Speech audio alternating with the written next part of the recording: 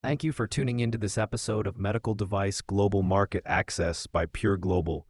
Today, we're demystifying the regulatory landscape for medical devices in Japan, focusing on the Pharmaceuticals and Medical Devices Act, or PMD Act, and the crucial quality management system requirements under MHLW Ordinance number 169.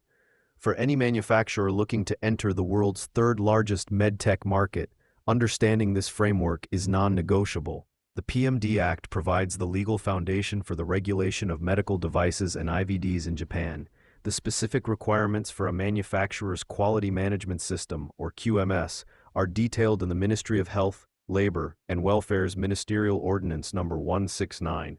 A significant development occurred on March 26, 2021, when this ordinance was revised to harmonize with the global standard ISO 13485-2016.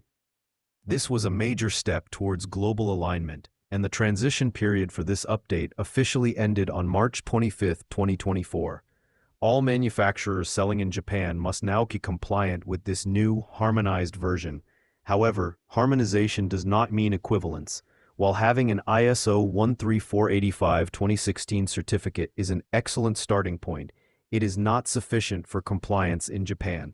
Ordinance 169 includes several additional Japan-specific requirements that manufacturers must integrate into their QMS. For example, Ordinance 169 requires the creation and maintenance of a medical device file, Seihin Hyojinsho, for each device family, which is distinct from an EU technical file and more akin to a device master record. There are also unique requirements for reporting adverse events and recalls to the MHLW, often with very specific and strict timelines. Furthermore, the ordinance stipulates much longer document and record retention periods, up to 15 years for certain devices, which often exceed a company's standard retention policies under ISO 13485. The conformity assessment process also has unique aspects. QMS audits are conducted by Japan's regulatory body, the Pharmaceuticals and Medical Devices Agency, PMDA, or a registered certification body, known as an RCB. A critical point for foreign manufacturers to understand is the audit scope.